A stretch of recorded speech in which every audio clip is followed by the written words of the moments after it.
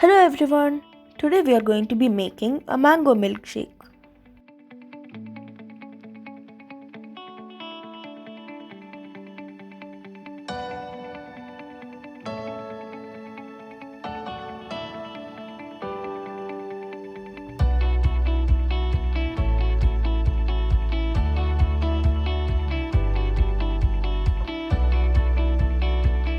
Peel the mango.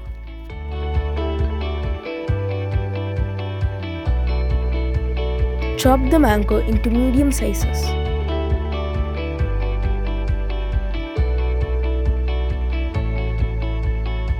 Add the mangoes, milk and sugar into the blender.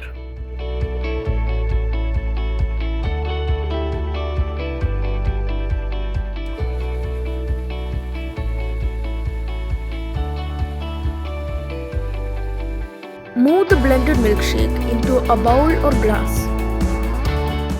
Add a scoop of ice cream for taste and spread the nuts evenly.